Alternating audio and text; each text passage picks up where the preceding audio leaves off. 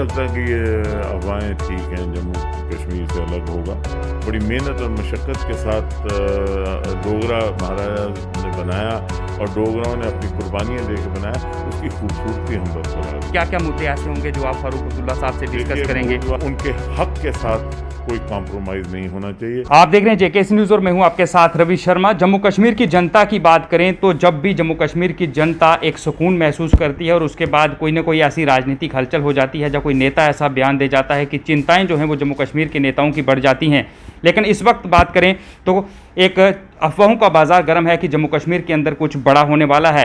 आखिर कुछ होगा भी या नहीं होगा, इस सब पर हम बातचीत करेंगे। और बातचीत करने के लिए इस वक्त नेशनल कॉन्फ्रेंस के दिग्गज नेता देवेंद्र सिंह राणा जी हमारे साथ मौजूद हैं और इनसे बातचीत करना हमने इसलिए ज़रूरी समझा क्योंकि जो भी सवाल इनसे पूछे जाते हैं ये सारे सवालों के जवाब जो हैं वो देते हैं। और जम्मू कश्मीर की बात करें तो जब धारा 370 में बड़े बदलाव हुए तो शायद ये पहले ऐसे शख्स थे जिन्होंने ये कहा कि जम्मू को रियासत का दर्जा जो है जम्मू कश्मीर को वो वापस दिया जाए। इनसे बातचीत करेंगे। सर, सबसे पहले तो स्वागत करूंगा आपका।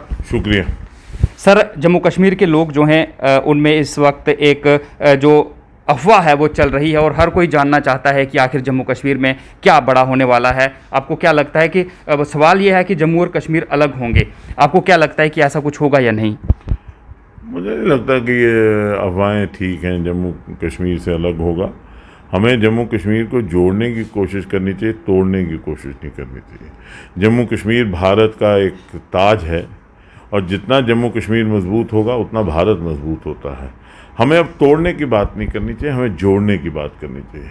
हमें बात करनी चाहिए कि ये जो गुलदस्ता जम्मू कश्मीर का है, जिसको बड़ी मेहनत और मशक्क़त के साथ डोगरा महाराजा ने बनाया और डोगराओं ने अपनी कुर्बानियाँ दे के बनाया, उसकी खूबसूरती हम बरकरार रखें। कोशिश ये होनी चाहिए कि जल्द से जल्द जम्मू कश्मीर राज्य जो है वो बरकरार किया जाए, वापस दिया जाए हमें, और हमारे जो हक़ हमसे ले दिए गए हैं वो हमें वापस दिए जाए, हमारी नौकरियों के, हमारी ज़मीनों के, ताकि यहाँ के लोकल जो लड़के हैं, नौजवान हैं, जो बच्चे हैं, उनका मुस्तकबिल जो है वो महफूज रहे।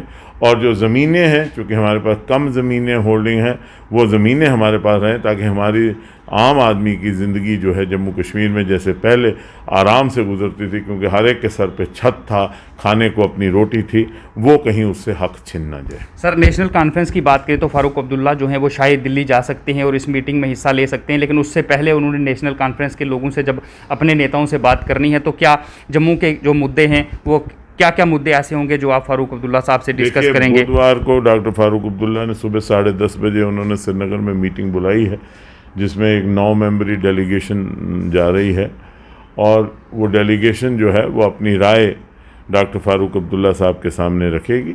और ये ज़रूर है कि हम हमेशा जम्मू कश्मीर की अखंडता और एकता की बात करते हैं और हमने हमेशा जम्मू संभाग के आकांक्षाओं और भावनाओं की अक्कासी की है। और डॉक्टर फारूक अब्दुल्ला साहब से कहेंगे कि अगर वो इन बातचीत में हिस्सा लेने जाते हैं तो वो एक इतने कदावर नेता हैं, उन पे ज़िम्मेवारी ये आयद होती है कि वो जम्मू के विभिन्न इलाकों के पुंछ, राजौरी, डोडा, जम्मू, सांबा, कठुआ, रियासी, उधमपुर की अक्कासी करें, उन लोगों की बात को वहाँ रखें और उनके हक़ के साथ कोई कॉम्प्रोमाइज़ नहीं होना चाहिए।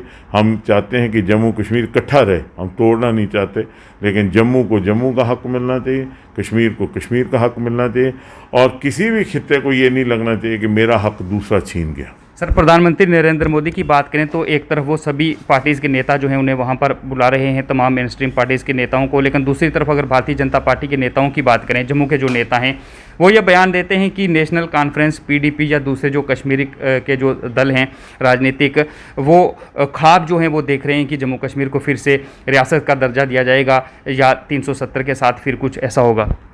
क्या आप ये कहना चाहते हैं कि भाजपा नहीं चाहती कि रियासत वापस आए? क्या कह रहे हैं वो नेता, क्या कह रहे हैं जो लोकल नेता आप कह रहे हैं बीजेपी के हैं, वो क्या कह रहे हैं कि रियासत वापस नहीं आनी चाहिए, वो चाहते हैं यूटी रहे? क्या कहते हैं वो क्या चाहते हैं? वो कहते हैं कि जो एक बार हो गया है वो बदला नहीं जा सकता। तो वो क्या, तो इसका मतलब लोकल बीजेपी लीडरशिप ये आपके मुताबिक ये कह रही है कि ये यूनियन टेरिटरी ही रहनी चाहिए, ये स्टेट नहीं बननी चाहिए, जम्मू कश्मीर स्टेट नहीं बननी चाहिए। ये फिर अगर यही बात है तो ये लोग फैसला करेंगे क्या होगा। गुपकार की भी एक मीटिंग सर होने वाली है, उसमें क्या लगता है आपको कि नेशनल कॉन्फ्रेंस? वो आप तारिक गामी साहब से पूछिए, वो उसके हैं। मैं नेशनल कॉन्फ्रेंस को, मैं गुपकार का रिप्रेजेंटेटिव नहीं हूँ, मैं नेशनल कॉन्फ्रेंस का। आखिरी सवाल करूंगा सर, आपको लगता है कि अब जल्द ही जम्मू कश्मीर में चुनाव हो सकते हैं? और इसके साथ एक चीज़ और जोड़ दूं कि अगर ये तो ज़रूर लगता है कि सियासी प्रतिक्रिया तेज़ हो गई है और एक अच्छी शुरुआत प्रधानमंत्री जी की तरफ से हुई है कि सबको साथ लेकर बातचीत कर एक रोड मैप बनाने की कोशिश की जा रही है।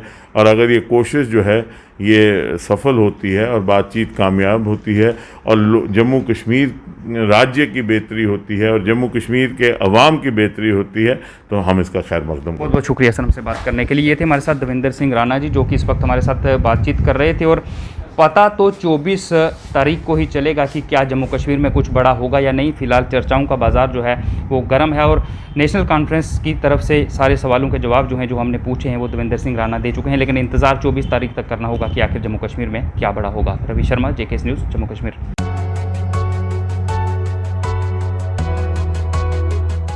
लगता है कि ये अफवाहें ठीक हैं, जम्मू कश्मीर से अलग होगा।